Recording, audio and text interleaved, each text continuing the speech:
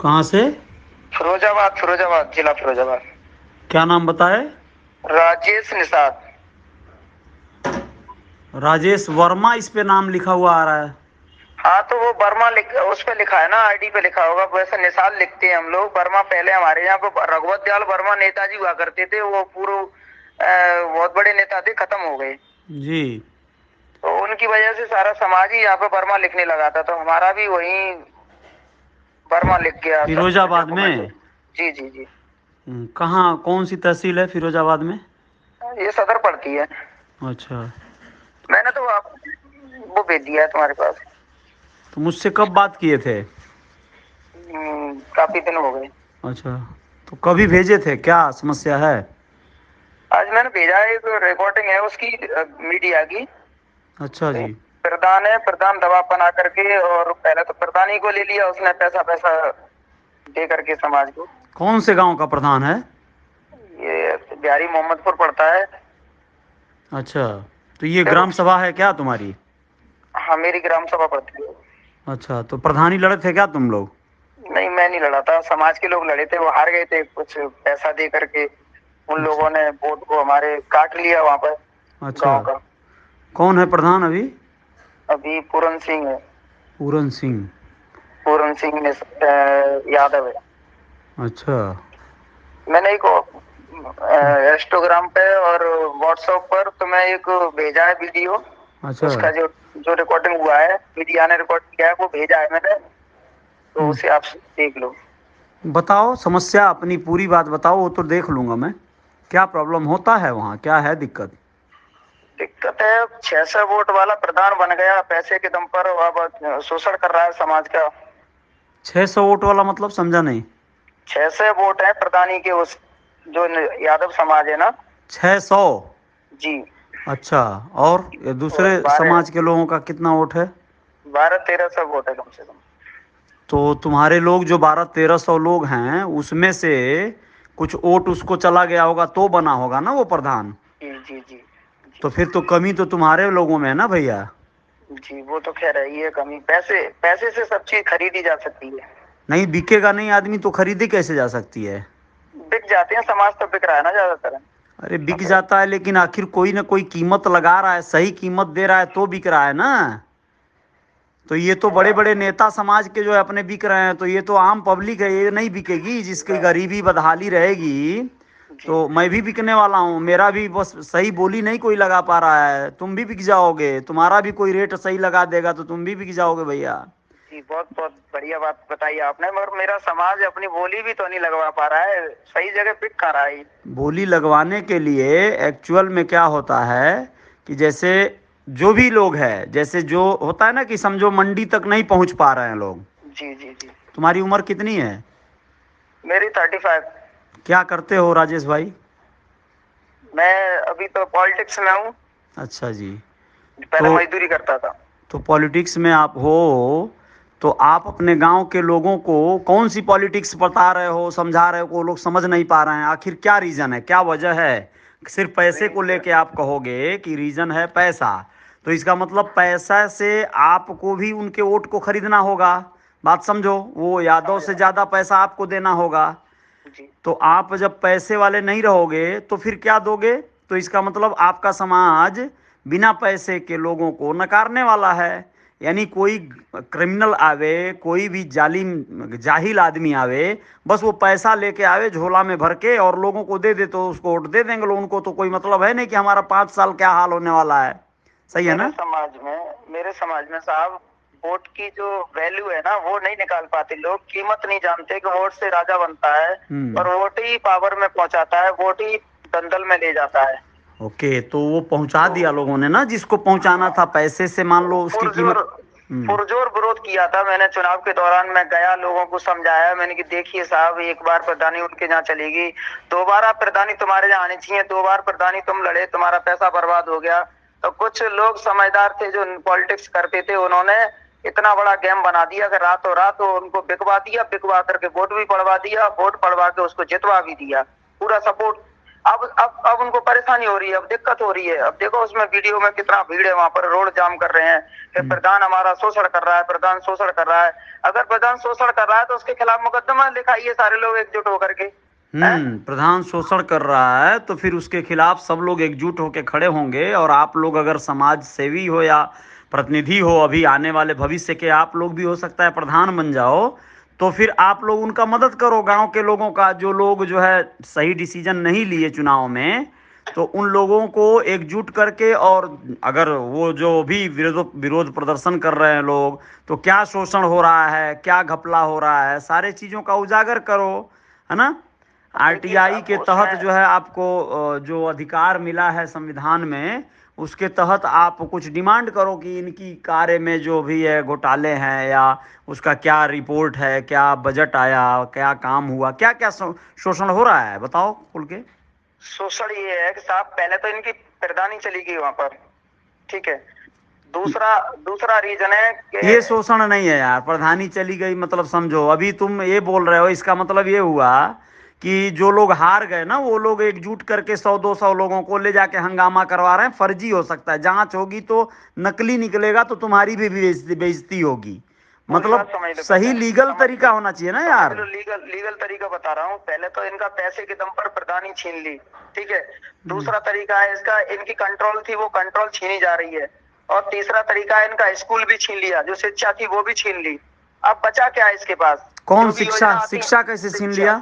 School छीन लिया। School इनके गांव का उठा करके अपने गांव में ले गए वो। अच्छा, प्राइमरी जो था सरकारी स्कूल, प्राइमरी स्कूल जहाँ आबादी ज्यादा होगी वहां बनेगा कि आबादी कम होगी वहां बनेगा? नहीं, बिल्कुल जहाँ पे आबादी ज्यादा होगी वहीं होना चाहिए। ठीक है। तो ये पंचायत घर कहाँ बनेगा? जहाँ संपन्न आदमी होगा वहां बनेगा कि जंगल में जाके बनेगा? ये सब रणनीति बना करके, और प्रधान और कुछ चतुर लोग वहां पर हैं, वो एक रणनीति बना के बेवकूफ बना रहे हैं समाज में। समाज इतना जानकार होता तो फिर ये प्रधानी क्यों चली जाती? तो फिर ये तुम्हारी आवाज को रिकॉर्ड करके भैया हम डाल देना नेट पे, तो ये तुम्हारी आवाज जाएगी लोगों के बीच में, लोग समझेंगे। हो सकता है समाज के कुछ और लोग अपनी राय दें उस पे तुम्हें, बराबर। आप जो भी उचित समझो देख लेना, पहले ऑडियो सुन लो उनकी, जो भी मीडिया वाली है उसको समझ लो पहले, उसके बाद इसमें उचित लगे तो मेरी आवाज को रिकॉर्ड करके डाल देना। नहीं, मैं तो सुन लूंगा, वो तो देख लूंगा मैं, लेकिन अब जो है कुल मिला जुला के आवाज अगर बुलंद नहीं करोगे, तुम्हें कोई खतरा तो नहीं है ना वहां पे? जैसे अगर आवाज तुम्हारी जाएगी, विरोध की आवाज है ना ये, तो भैया विरोध की आवाज जाएगी तो तुम्हें कोई क्षति ना हो, पता चले तुम्हें वो लोग जो है दबंग हैं, वो लोग तुम्हारे खिलाफ जो है पड़ गए तुम्हारे पीछे, और तुम अकेले पड़ गए, तो हमें ऐसा नहीं करना है। मैं अपने घर वालों से बहुत अलग रहता हूँ, और निषाद पार्टी का मैं युवा मोर्चा जिला अध्यक्ष हूँ। ठीक है, ठीक है। तो निषाद पार्टी वाले तो हर जगह विरोध करते हैं, हर जगह विरोध करते हैं, तो तुम्हें कोई क्षति, कोई तकलीफ, कोई नुकसान तो नहीं होगा ना भैया? तो वो तो उनके अंदर देखो, मैं बताऊं, उन्हें सत्ता की ताकत मालूम है। वो कुर्सी पे बैठे हुए लोग हैं, उन्होंने सत्ता को भोगा है, उन्होंने बजट को खाया है, हमारी नौकरी रोजगार को खाया है, तो वो तो कुछ भी करवा सकते हैं। उन पर तो पैसा है, हमारे हाथ खाली है पैसे से। हमारे पास जनसंख्या तो ज्यादा है पर पैसा नहीं है हमारे पास, बजट नहीं है हमारा। हमारी गरीबी की हालत देख ही रहे हो। लखनऊ में रैली हुई थी तो कैसे कैसे लोग पहुंचे थे वहां पर, मूंगफली और चना खा करके समय पास किया उन लोगों ने, भूखे प्यासे। डॉक्टर साहब रो रो कर कहते हैं हम उन्हें खाना तक नहीं दे पाते, उन्हें खाना किराया कहाँ से देंगे? तो वही हालत है हमारी। तो डॉक्टर साहब रो रो कर यह बात कहते हैं तो वो सिर्फ एक ही निदान बताते हैं ना कि ये तो सब कुछ जो है सत्ता में जाने के बाद जो है सारा रोजगार और पैसे वाले धनवान हो जाओगे तुम लोग। लेकिन ऐसा नहीं लगता कि ये सिर्फ जो है फालतू बकवासें हैं अपने जैसे पैसे के अभाव में? एक मिनट ये बताओ, एक मिनट सुनो जरा, ये पैसे के अभाव में जो राजनीति या जो समाज सेवा करने चले हो, तो ऐसा नहीं लगता पूरी जिंदगी बीत जाएगी और कहीं कोई राजनीति के चरम शिखर पर नहीं आ पाओगे? पैसे का अभाव है तो इसलिए मैं बोल रहा हूँ। तो पहले पैसा ही कमाने का कोई रास्ता बनाया जाए। पैसा जैसे वो लोग कमाए हैं ना, पैसा उन लोगों को सरकार ने दिया है क्या? जैसे बाबा साहब भीमराव अंबेडकर को भारत का संविधान लिखने का अधिकार भारत का संविधान दिया था कि बाबा साहब भीमराव अंबेडकर खुद को दिए थे? शिक्षा की ताकत उन्होंने खुद को पैदा किया, उसके बाद ना संविधान लिखा। जी साहब, ये तो अधिकार तो ये जो बाबा आरक्षण आरक्षण करने करके के हम बाद लोग मिला। चिल्लाते हैं और कहते हैं कि आरक्षण मिलेगा तो नौकरियां और बहुत सारी चीज मिल जाएंगी, ये सत्य है, बहुत बढ़िया बात है।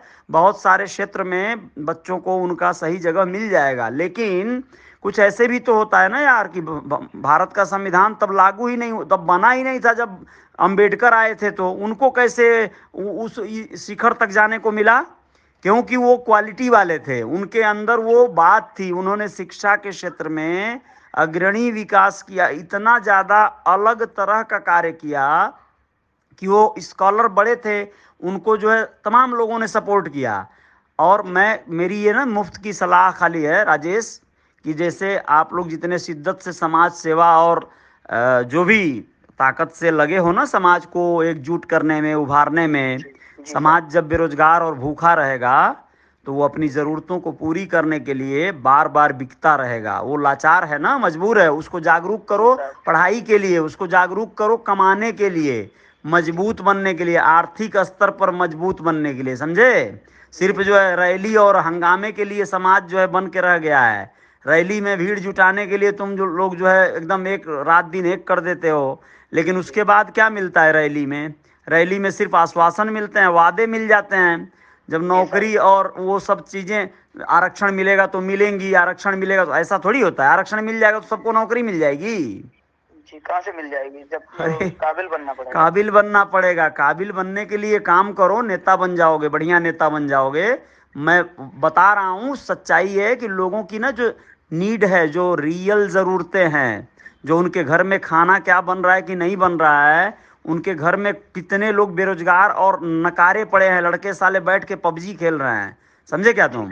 उन लोगों को ना रास्ते पे लाने का काम करो आप लोग। महिलाओं को घर में क्या वो लोग कर सकती हैं, कई एक कर्मठी महिलाएं हैं, घर से बाहर नहीं जाओगी तुम, ये नहीं करोगी तुम, घूंघट में रहोगी तुम, इस चक्कर में महिलाओं का रोजगार या उनके अंदर जो कला है, क्षमता है, उसको भी दबा दिया जा रहा है। मर्द जो है शराबी बन गए हैं साले, तो उस चक्कर में औरतें जो है बेकार हो गई हैं, उनकी इज्जत लूटी जा रही है। ये सब, इस सब पे वर्क करो, नहीं तो ये समाज जो है ना एक दिन नेताओं को दौड़ा दौड़ा के पीटेगा, सरे राह अपने ही नेताओं को, मैं कह रहा हूँ, देख लेना। ये लोग जो भरमा के समाज को ना खाली वोट देने का बकरा बना दिए हैं लोग, वो लोग जो है रास्ते पे आ जाएंगे, बहुत मुश्किल हो जाएगी। क्रांतिकारी अलग जगाओ, क्या समझे? वो प्रधानी क्या चीज़ है, मुख्यमंत्री बन जाओगे, लेकिन उसके लिए ना उस तरह से काम करना पड़ेगा मेरे भाई, समझे? बाकी ऐसे पता चलेगा ये बाहुबली यादव ठाकुर, ये ब्राह्मण या कोई भी लोगों से जो खाली भूखे भजन न हो तो गोपाला, अपना भूख अपनी ज़रूरतें, जेब में हमारे 100 रुपये नहीं रहेंगे कचहरी जाने के लिए और हम मुकदमा लड़ने चलेंगे उन लोगों से जो लोग फार्चूनर से चल रहे हैं, तो सोचो किसी दिन उन लोगों के फार्चूनर के टायर के नीचे हम आ जाएंगे और लोग बोलेंगे बस भैया हो गया, श्रद्धांजलि, विनम्र श्रद्धांजलि, फलाना नेता हमारा जुझारू था, बात खत्म हो गई यार। सही है।